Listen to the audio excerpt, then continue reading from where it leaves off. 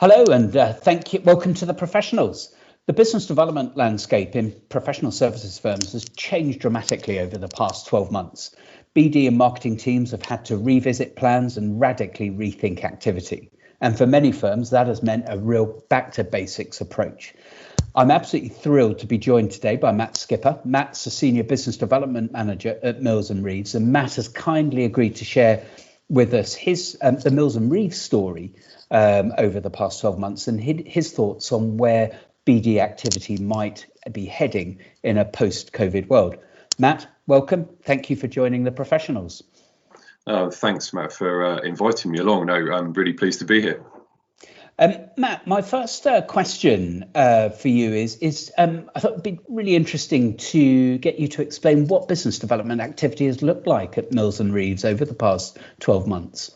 Well, I think that is a really good question. It's I think we can break it down into probably 5 key areas around contact, clients, collaboration, innovation, and infrastructure. And I think if I just kind of briefly discuss each of those, starting with the contact point. The contact point is quite an interesting one because when we look back at March, April 2020, things were quite concerning for a lot of BD teams in particular. But what we focused on was really just maintaining contact with our clients and connections and the business networks that we kind of operated in as well. And this is often not from a legal perspective. We just really check in and be a really genuinely helpful contact. And I think that sort of approach has just built quite a lot of trust and goodwill from people, which has enhanced our firm reputation. In terms of the client piece, I think that we were always and are always around that our focus is helping clients. But in the scenario that we found ourselves in, it was important to help clients in different ways, but also help general contacts and again, those businesses that we don't know that sort of operate in our networks. And we did this in 2 ways. The first way was probably like most law firms, where we produced a coronavirus hub. So we were pushing out content on employment, supply chain, restructuring, for example. But the second part was around business intelligence.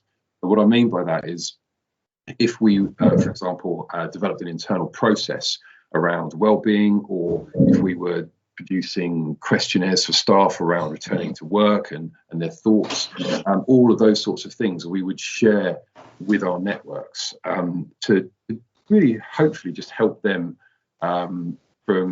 save them from reinventing the wheel, if you like, just so it really kind of just helped gel things together. And in return, we got some really useful information from our business contacts as well that really helped us shape our strategy and helped us kind of work through that really difficult period. I mentioned also collaboration. I think one of the key things was, having conversations and collaborating with not just our competitors, but our sort of, our network of law firms that we often kind of work and refer work to.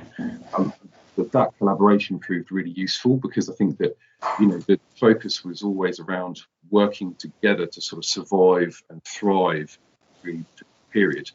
And I've been involved in some really excellent conversations with some brilliant people, and that whole approach has really helped me improve my own network as well. The fourth point was around innovation.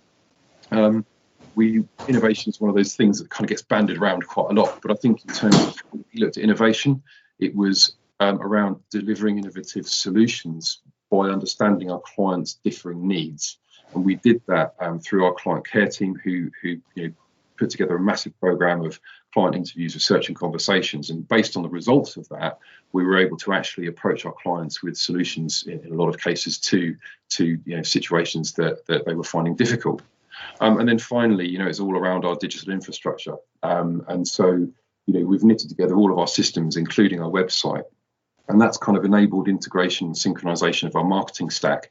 And I think that those past decisions that have kind of led to that point have really benefited us significantly. And developing that sort of digital approach constantly over the past year has done us some really, it's really benefited us. And this leads back to that innovation piece, because it's obviously difficult to innovate from a BD perspective unless you have the infrastructure in place. Where does the BD team sit in that? Was it very much facilitating the partners, the fee earners within Mills Reeves to reach out to their clients, or was it very much the BD team driving this forward? I think there was a bit of both. So, one of the things that we do as a BD team is we do kind of try and push a lot of our content to all of the lawyer groups that we work with. So that was a key focus. And whenever we came up with something that we thought would be useful for our external contacts in terms of business intel, then we'd push it to our lawyer groups. But equally, as a BD team, we've all got our own networks, we've all got our own contacts, and we felt that we were responsible to promote that activity as well. So yeah, it was both in that respect. Matt, the client perspective in business development activity is always going to be first and foremost in your mind. Have clients been open to business development approaches over the past 12 months? I think yes and no. Not a very clear answer to your question, but I think it's really dependent on the client sector. And I think that it's important to remember that many clients are sophisticated buyers of legal services. So actually, the way that they've approached things hasn't really changed. But the thing is, I think we've all been in the same kind of boat. So as clients have evolved their buying approaches, I think the BD team here at Mills Reeve have kind of evolved the way that we approach BD to kind of match that, and I think that's worked really well.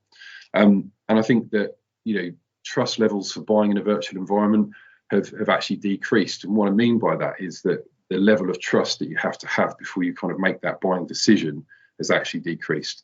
But I think in turn, the need for those buyers to be able to kind of search and find more digitized content on lawyers and legal services has actually increased.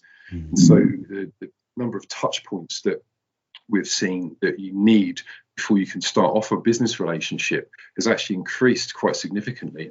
And so things like personal brand for lawyers has become increasingly important. A final question for you, Matt. I think we are beginning to emerge from the latest lockdown, and there is a hope that some degree of normality might return. How can you see business development activity changing in a post-COVID world? Whether we will ever be in a post-COVID world might be another question entirely. But do you see some of the disciplines that have been learnt over the 12 years staying with us going forward, or do you think there is we will revert back to activity as it used to be? I think that whatever type of blended environment we kind of go back to, I think the fundamental principles of business development for law firms won't really change that much, because ultimately people buy from people. So clients are going to buy from those people that they know, they like, and they trust. And so building strong, successful and long-term relationships, I think, is going to be kind of key to law firm growth. And you can only really achieve that through listening to your clients and contacts and really understanding their roles and their needs and the sectors that they work in. And I think the business development team within firms have got a real responsibility to learn about those sectors and to kind of understand client roles as well as the lawyers do. And I think, having internal understanding of how the rest of the firm might fit to support client relationships is going to be critical as well. And I think that this has to be pushed particularly hard because home working can often lead to sort of that siloed thinking. And this is both BD teams and lawyers. And I think the reason for that is because the kind of conversational office environment is really tricky to replicate in this kind of virtual environment that we're working in. And so I think that one thing that will change, one of the two things that will change actually, is internal comms are going to be increasingly important for BD and lawyers alike, particularly when they're working across different practice areas that complement each other to support client needs. And the second thing I think that might change, and it's looking like it's changing already, is the environment in which we start conversations and engage with sort of potential clients on their buying journey. I was reading a recent Forrester article, and it was sort of talking about over 60% of B2B buyers have actually said that they can now develop selection criteria or finalize a supplier list purely based on digital content. And it kind of, you ask yourself, so what does that mean for lawyers and BD teams? Well, I think that it means that we have to fully embrace the virtual and digital environment that we're in at the moment, even when you're moving forward into a more physical approach. But I think that is going to really take some time commitment from both lawyers and BD teams. And we have to use all these digital networking platforms that are available. We have to use them well, because I think that our buyers are going to be using them, and our buyers are going to be using them as well. And I think that, for BD teams, there's also going to be a need for us, I think, to have a better understanding of data and how we analyze it and how we invest time and budgets where that data tells us. And I think we also need to kind of keep an eye on buyer intent. So we can kind of engage buyers right at the start of the buying process. And then we need to make sure we follow that kind of journey through to inception to show BD value to firm growth. So we become, and remain a critical part of the kind of law firm function, if you like. Yeah, so I think, one of the things, if we go back to, talking about clients, for example, I think that what's happened over the past year is that we've had much more personal conversations with clients. And I think that's for two reasons. The first reason is because we've all been in the same boat, really. But the second reason is that actually working from home, we've almost had a window into each other's private lives. And I think that actually the boundaries between sort of professional and personal have actually blurred slightly and have helped to actually develop more personal connections.